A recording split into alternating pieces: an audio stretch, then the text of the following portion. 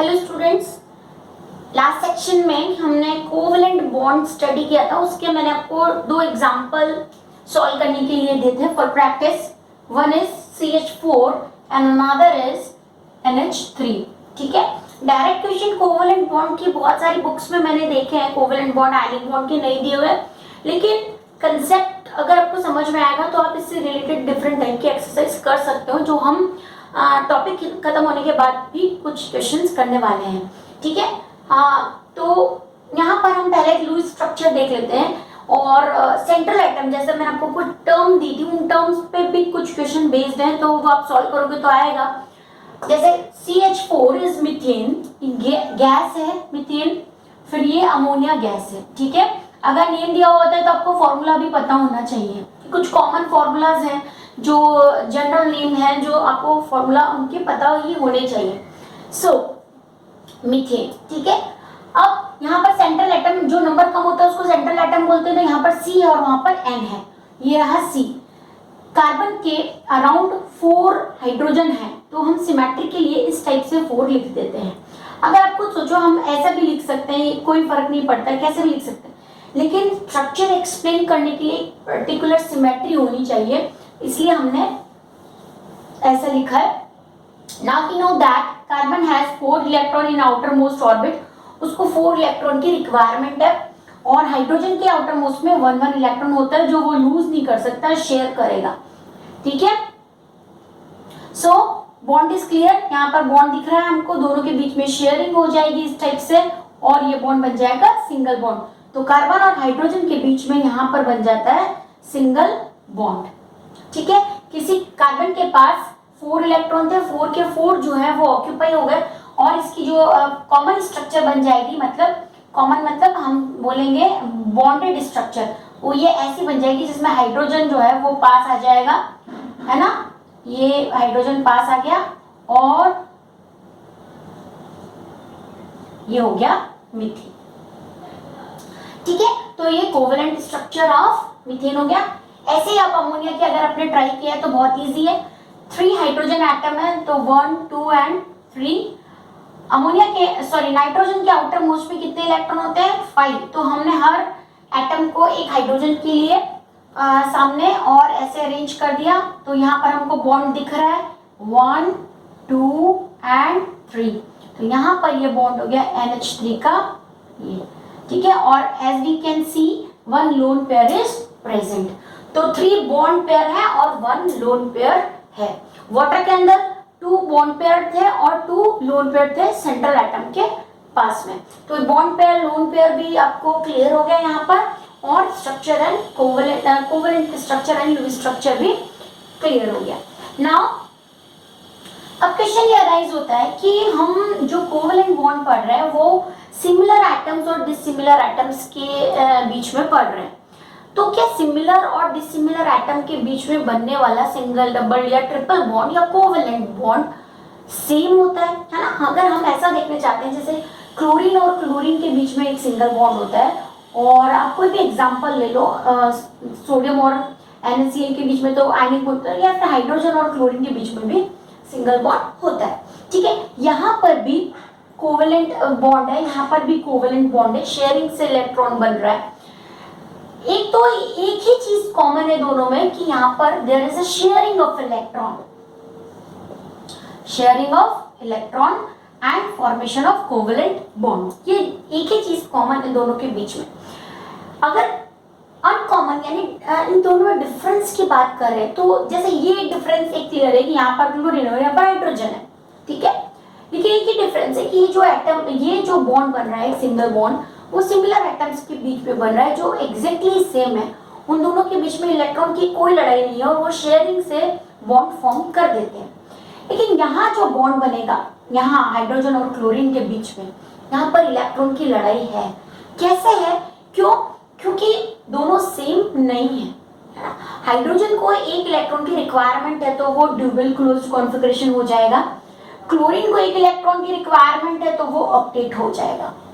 लेकिन यहाँ पर क्योंकि डिसिमिलर एटम है, इसलिए इलेक्ट्रॉन का जो डिस्ट्रीब्यूशन है वो सेम नहीं रहेगा। है ना। ऑब्वियसली अगर सेम एटम है तो जो शेयर्ड पेयर ऑफ इलेक्ट्रॉन है हम ड्रॉ करके देखते हैं।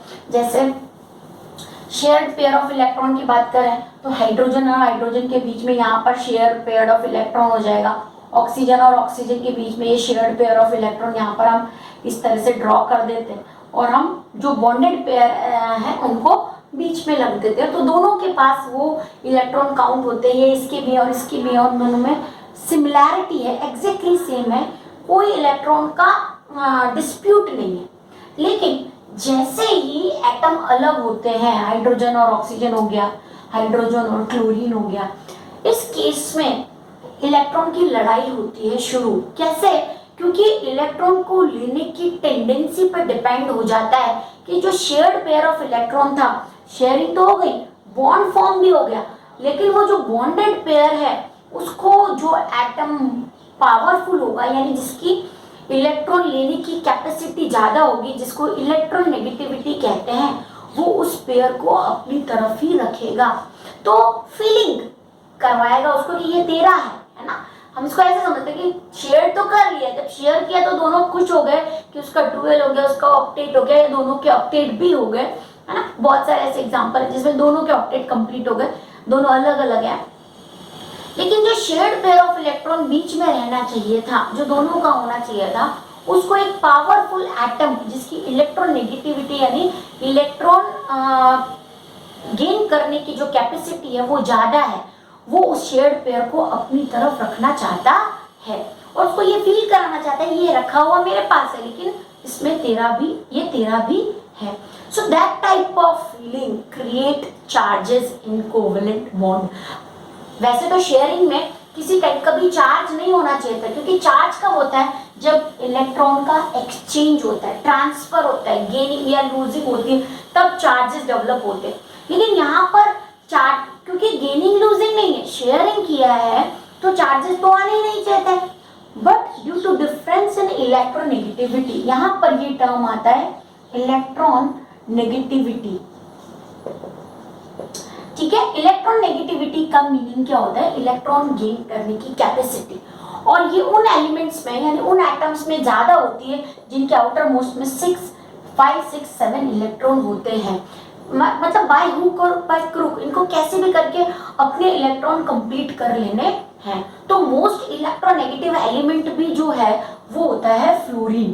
पूरी पीरियोडिक टेबल में मोस्ट इलेक्ट्रोनेगेटिव एलिमेंट होता है फ्लोरीन। रीजन क्या है कि एक तो फ्लोरीन जो है वो सबसे ऊपर होता है, उसकी साइज सबसे छोटी है ना। यहाँ पर ये जब हम पीरियोडिक टेबल करेंगे और प्रॉपर्टीज ऑफ एलिमेंट करेंगे तो ये क्लियर होगा आपको। जैसे ये एटम है, इसकी साइज छोटी और यहाँ पर पॉजिटिव चार्ज यानी प्रोटॉन है ना, और यहाँ पर एक बड़ा एटम है, उसकी साइज इतनी बड़ी है और ये प्रोटॉन है, और ये रहा इलेक्ट्रॉन। ठीक है, दोनों में से इलेक्ट्रॉन को अपनी तरफ लेने की कैपेसिटी किसकी ज्यादा होगी? जिसका साइज छोटा है, क्योंकि पॉजिटिव और नेगेटिव के बीच में डिस्टेंस कम है, ये पॉजिटिव और नेगेटिव के बीच में डिस्टेंस बहुत ज्यादा है ना। तो इसकी कैपेसिटी ज्यादा होगी, यानी इसकी इलेक्ट्रोनेगेटिविटी ज्यादा होगी। तो फ्लोरीन का साइज भी छोटा होता है। दूसरा, उसके आउटर मोस्ट में इलेक्ट्रॉन है 2 और 7, दो ही ऑर्बिट है। और अगर जो लास्ट ऑर्बिट है, जैसे क्लोरीन का होता है 2, 8, 7, तो 3 ऑर्बिट है, तो उसका साइज बड़ा होगा फ्लोरीन के कंपैरिजन में।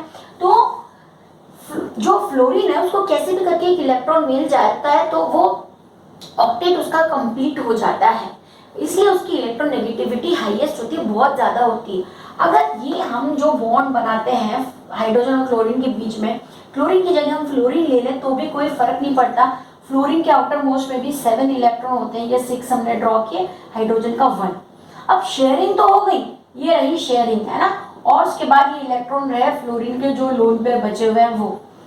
But due to difference in electronegativity, hydrogen के पास तो एक इलेक्ट्रॉन है, एक उसको चाहिए है ना, तो उसमें इतनी इलेक्ट्रोनेगेटिविटी है ही नहीं।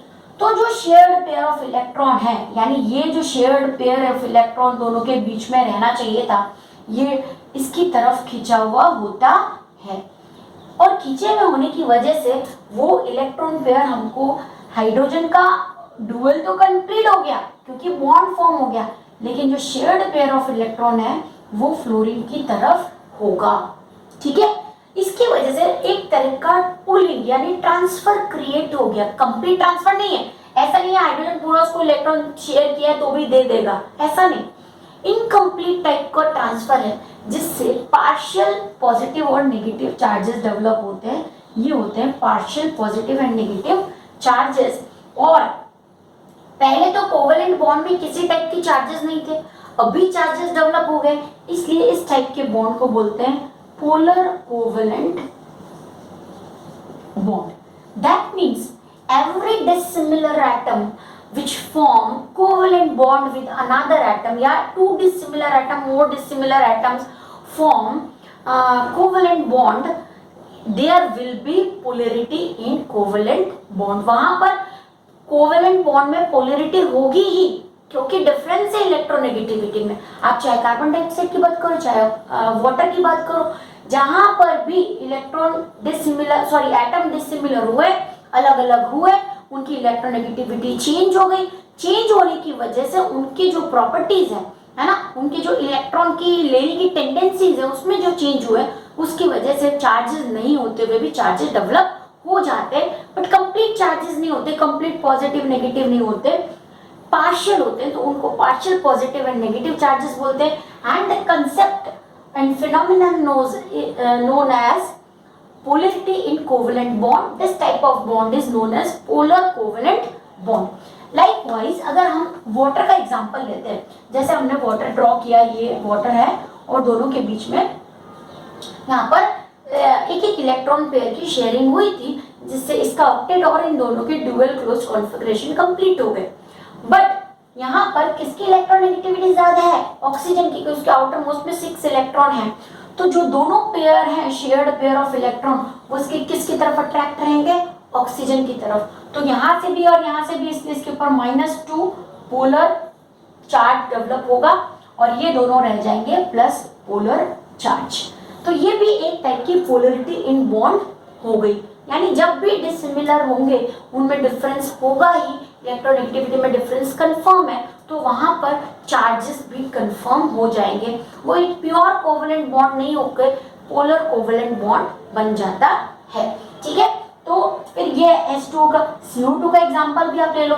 CO2 में जो 2 पेयर दोनों साइड पे इलेक्ट्रॉन पेयर शेयर हुए थे, वो किसकी तरफ अट्रैक्ट रहेंगे? ऑक्सीजन की तरफ। ठीक है, ये ऑक्सीजन की तरफ, तो इसके ऊपर तो आ जाएगा +4 और यहाँ आएगा -2 और ये -2, सॉरी ये -Δ2 और Δ2 है ना, यानी पार्शियल चार्जेस इन पे डेवलप हो जाएंगे due to difference in electronegativity. तो polar covalent bond and non polar covalent bond which is based on difference in electronegativity, that is capacity to pull the bonded pair of electron or shared pair of electron। shared pair of electron की जो property, shared pair of electron को अपनी तरफ ले लेने की जो property, उससे इनकम्प्लीट चार्ज डेवलप होते हैं, जिनको पोलरिटी कहते हैं। So after this two type of bond, ionic and covalent, if we compare these two type of bond, we can easily say that there is concept पहले पता होगा कि ionic bond में transfer of electron means exchange of electron involved है, covalent bond में sharing of electron involved है। ionic bond में positive and negative charges बनते हैं। जनरली तो कोवेलेंट बॉन्ड में सिमिलर में नहीं होंगे, अदरवाइज इसमें पार्शियल पॉजिटिव और नेगेटिव चार्जेस फॉर्म होंगे if there is polarity in covalent bond. ठीक है, फिर उसके बाद अगर हम ये बात करें, यहाँ पर हमने फर्स्ट जो थिंग थी वो तो हमने बोल दिया एक्सचेंज। हम ये डिफरेंस और कंपैरिजन कर रहे हैं ताकि जो ट्रू फॉल्स वाले जो क्वेश्चन है किसी कंपाउंड से रिलेटेड है, तो वो ट्रू फॉल्स वाले क्वेश्चन इस कंपैरिजन से आपको सॉल्व हो जाएंगे। एक्सचेंज है और यहाँ पर शेयरिंग ऑफ इलेक्ट्रॉन है। ठीक है, दूसरा है आयनिक बॉन्ड, क्योंकि यहाँ पर पॉजिटिव और नेगेटिव की बात कर रहे हैं और जहाँ पर चार्जेस की बात करते हैं वहां पर इलेक्ट्रिसिटी की बात करते हैं, तो इसको इलेक्ट्रोस्टैटिक चार्ज, इलेक्ट्रोस्टैटिक बॉन्ड भी कहते हैं, क्योंकि जहाँ पर पॉजिटिव है नेगेटिव है इलेक्ट्रॉन की बात कर रहे हैं वहां पर इलेक्ट्रिसिटी डेवलप होती है और वो बॉन्ड इलेक्ट्रोस्टैटिक बॉन्ड हो जाता है। सो इलेक्ट्रोस्टैटिक बॉन्ड है और यहाँ पर जो चार्जेस है वो पॉजिटिव और नेगेटिव है, इसलिए एक स्ट्रॉन्ग अट्रैक्शन फोर्स यहाँ पर क्रिएट होता है। अट्रैक्शन फोर्स, ठीक है। दैट मीन्स ये जो बॉन्ड बन रहा है ये स्ट्रॉन्ग बॉन्ड है, जबकि कोवेलेंट बॉन्ड एक वीक बॉन्ड है, ठीक है, क्योंकि वैसे भी यहाँ पर पार्शियल चार्ज डेवलप हो रहा है, जहां पर चार्ज नहीं है वहां पर शेयरिंग है। दैट मीन्स ये एक वीक टाइप का बॉन्ड है। जनरली जो कोवेलेंट बॉन्ड और शेयरिंग है वो ऑर्गेनिक कंपाउंड्स में मिलती है। ऑर्गेनिक कंपाउंड्स मतलब कार्बन, हाइड्रोजन, ऑक्सीजन, है ना, सल्फर, नाइट्रोजन, इनके बीच में यहाँ पर जो बॉन्डिंग होती है वो जो केमिस्ट्री है वो ऑर्गेनिक केमिस्ट्री है। जबकि आयनिक बॉन्ड जो है वो मेटल और नॉन मेटल के बीच में बनते हैं, मेटल और नॉन मेटल, ठीक है। तो जब मेटल और नॉन मेटल के बीच में बनेंगे तो ही तो पॉजिटिव और नेगेटिव चार्जेस डेवलप होंगे। So in that case ionic bond are strong enough and part of inorganic compound. inorganic compounds की बात करेंगे मतलब जहां पर आपने पॉजिटिव और नेगेटिव पढ़े हैं, कैटायन एनायन पढ़े हैं, है ना, और मेटल और नॉन मेटल की बात की, वहां पर हमेशा आयनिक बॉन्ड होंगे। और जहां पर हम कार्बन और उससे रिलेटेड जो कंपाउंड स्टडी करते हैं वो अगर फॉर्म होते हैं तो वो ऑर्गेनिक कंपाउंड्स हैं जिनमें हम बॉन्डिंग यानी शेयरिंग ऑफ इलेक्ट्रॉन देखते हैं। लेकिन वहां पर पोलैरिटी इन बॉन्ड सभी में हो सकती है क्योंकि जो डिफरेंस है इलेक्ट्रोनेगेटिविटी में वो वहां पर क्रिएट होता है, ठीक है। और फिर इसके बाद कोवेलेंट बॉन्ड जो है वो 3 टाइप के होते हैं, single bond, double bond and triple bond. Ionic bond ऐसा कोई टाइप नहीं है आयनिक बॉन्ड में। आयनिक बॉन्ड होते हैं वो पॉजिटिव और नेगेटिव चार्जेस क्रिएट करते हैं। अगर फिजिकल प्रॉपर्टी की बात करें तो मैंने बताया जैसे आयनिक बॉन्ड में इलेक्ट्रोस्टैटिक फोर्स होता है, स्ट्रॉन्ग फोर्स ऑफ अट्रैक्शन होगा due to positive and negative charges. But covalent bond में ऐसा नहीं है। तो जो आयनिक कंपाउंड्स होंगे वो स्ट्रॉन्गली बाउंडेड होंगे in comparison to covalent compound, ठीक है। तो जनरली जो आयनिक कंपाउंड होंगे वो सॉलिड होंगे और कोवेलेंट कंपाउंड सॉलिड कम हो सकते हैं लेकिन लिक्विड और गैसेस ज्यादा होंगी, ठीक है, क्योंकि उनके बीच में जो है वो वीक कोवेलेंट बॉन्ड है ना। ये तो क्लियर हो गया कि covalent bond is comparatively weak in instead of ionic bond. ना एक और कंसेप्ट है सॉल्युबिलिटी का, ठीक है। ऑब्वियसली अगर हम सॉल्युबिलिटी की बात करें तो आयनिक कंपाउंड ज्यादा सॉल्युबल होंगे क्योंकि उनमें पॉजिटिव नेगेटिव चार्जेस होते हैं। और जब भी हम सॉल्युबिलिटी की बात करते हैं water as a universal solvent की ही बात करेंगे। तो ये पॉजिटिव एंड नेगेटिव है, वाटर भी पॉजिटिव एंड नेगेटिव है, तो वो ये कंपाउंड्स इजीली सॉल्युबल होंगे इन पोलर सॉल्वेंट, ठीक है। तो ionic compound are easily soluble in polar covalent like water. Polar covalent मतलब ऐसा सॉल्वेंट जिसके अंदर पॉजिटिव और नेगेटिव चार्जेस होते हैं। अब नॉन पोलर कोवेलेंट के नॉन पोलर सॉल्वेंट के एग्जांपल में बेंजीन आता है, अल्कोहल आता है। एग्जांपल सिर्फ अभी समझो, स्ट्रक्चर अभी आपको इस पोर्शन में नहीं है। तो नॉन पोलर जो सॉल्वेंट होते हैं उसमें ईथर, बेंजीन, अल्कोहल यानी ऑर्गेनिक सॉल्वेंट होते हैं, वो नॉन पोलर होते हैं। जो वाटर होता है वो पोलर सॉल्वेंट होता है। तो आयनिक कंपाउंड की सॉल्युबिलिटी कंपैरेटिवली हाई होती है, कोवेलेंट की सॉल्युबिलिटी कम होती है। अब क्योंकि उनके बीच आयनिक कंपाउंड्स में हायर अट्रैक्शन फोर्सेस है मॉलिक्यूल के बीच में, इसलिए वहां पर उनके बॉइलिंग पॉइंट और मेल्टिंग पॉइंट भी हाई होंगे, जबकि कोवेलेंट बॉन्ड के मेल्टिंग और बॉइलिंग पॉइंट कंपैरेटिवली लो होंगे, ठीक है। तो यहाँ पर सॉल्युबिलिटी भी हो गया। फिर उसके बाद हमने बात की boiling point and melting point की, वो कंपैरेटिवली क्या होंगे, हाई होंगे, और कोवेलेंट कंपाउंड्स के लो होंगे। कोवेलेंट और आयनिक आप इजीली पहचान सकते हो कि कब किसमें कौन सा बॉन्ड बनेगा, ठीक है। नेक्स्ट जो होगा वो है क्रिस्टल स्ट्रक्चर, है ना, क्रिस्टल स्ट्रक्चर।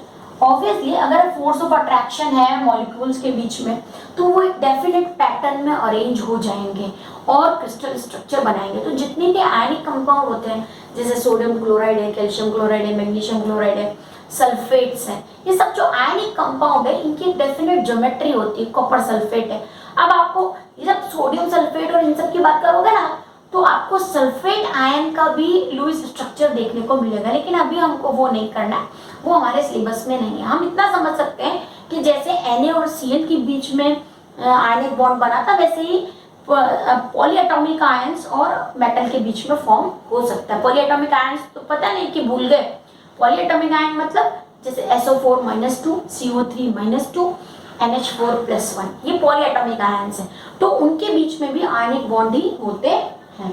तो ये भी है कि ionic bond has a definite crystal structure due to strong attractive forces between atoms and molecule, इसीलिए उनकी एक डेफिनेट ज्योमेट्री होती है। क्रिस्टल्स मतलब क्या होता है, ऐसे सॉलिड्स जिनके अरेंजमेंट होते हैं वो एक डेफिनेट ज्योमेट्री में होते हैं, उसको क्रिस्टल कहते हैं। सो ये तो हो गया comparison of ionic bond and covalent bond.